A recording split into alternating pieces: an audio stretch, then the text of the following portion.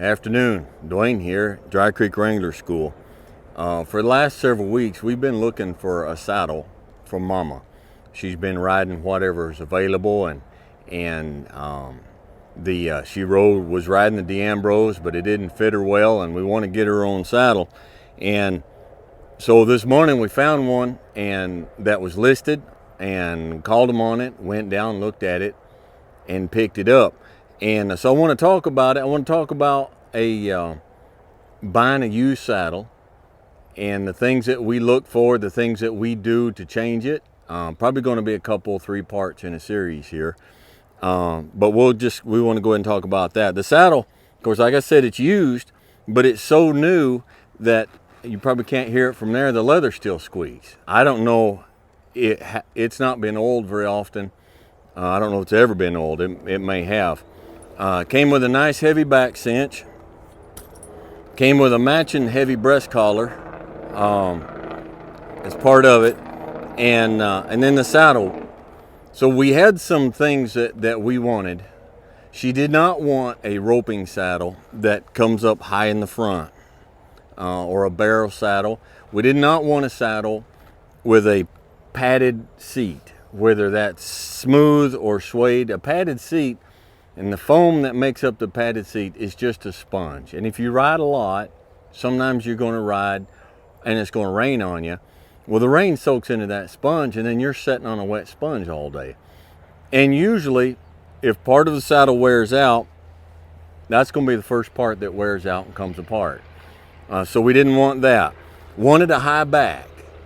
Now, the high back, most people mistakenly think that the sole purpose of a high back is to keep you from sliding out the back of the saddle when you're going up steep country. But that's not the sole purpose. That's not the main purpose of a high back, believe it or not.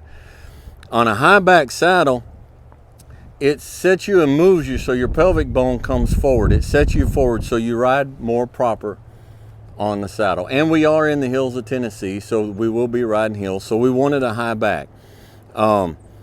And so this checked off a lot of the criteria. Now, if you're going to buy a saddle, your first saddle, and money's no object, then you can custom order, or you can buy a $3,000 saddle, whatever you want, and you can do that.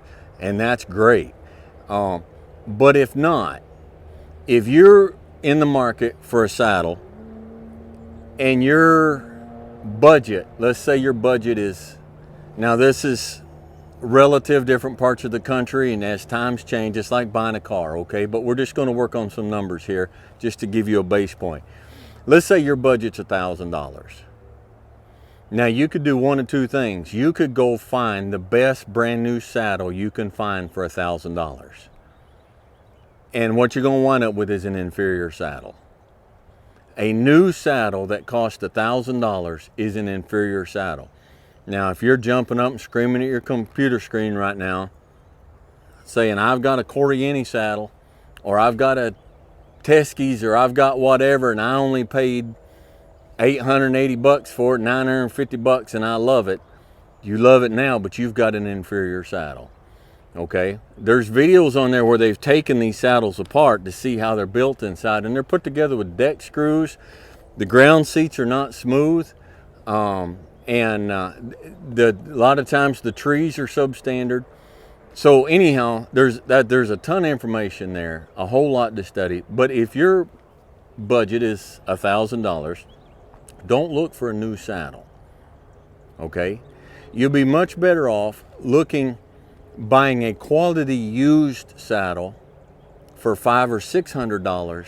You'll have more saddle than buying a saddle for $1,000. A lot of these saddles that they list them on eBay and on the internet, Hilson and your Bighorns and stuff like that. I mean, a lot of these saddles where they're buying $500 to $1,000, they're made in India and packed in shipping crates and shipped over. So anyhow, this saddle, we paid $500 for this saddle, okay? And so we went and looked at it. So when we went and looked at the saddle, first thing I did, I looked externally, immediately to see, is there anything about this saddle that's going to be a big no for me? And there wasn't. Next thing I did was I picked up the saddle. It's heavy. This saddle's heavy. You said, Dwayne, I don't want a heavy saddle. Listen, you spend 15 minutes saddling your horse. Boom. Saddle's on your horse and you're done. You may have to swing it up twice, but you're done. And then you ride for how long? 2 hours, 3 hours, 4 hours. And then you come back and it takes you another 15 minutes to unsaddle your horse. Now, when you sacrifice the quality of your ride and the quality of your horse's health so you can make it easier on yourself for 10 minutes before the ride and 10 minutes after the ride, your priorities are off, okay? There's a reason why a lightweight saddle is lightweight, because they cut corners. Your tree is not a good, solid wood tree covered in rawhide. The leather is a thinner, cheaper leather, and the saddle's just not up to stuff. Not something that's going to last you for a lot of years and hold up to a pounding, okay? So, I looked at that. You want to come around here. You want to look at the stirrup leathers where your Blevins buckles are in here, okay? It's kind of tight, like I said, it hadn't been oiled.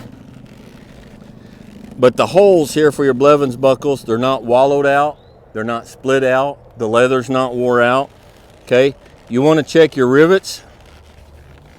You want to come in here where this is attached up in here where it's riveted, your stirrup leathers, and make sure that's not worn out, wallowed out. It's not. I turned the saddle over, and I'll do this, probably going to mess up Mama's camera. I'll do this as easy as I can. The fleece on this is still good. Now I went to look at the tree, but the tree is covered in like a little bit of leather just to protect the tree. But for the price of the saddle and as quality as everything else is built on the saddle and the weight of the saddle, I'm fairly confident that the tree is, it's got a good tree in it. And that just comes from experience and a lot of years of trying it and checking it out. Now, there were some things about the saddle that is unusual and intrigued me. And I still haven't figured them out yet. It's got D-rings on the back, pointing to the back on each side, and that can only be for a crouper. And it's got another ring here, I'm sorry, for a britchin', and it's got a ring here for a crouper. Now, normally to me, that screams mule, a mule saddle. But I turned the saddle over, and I'm not even going to try to show you on this saddle here because it won't show on the camera.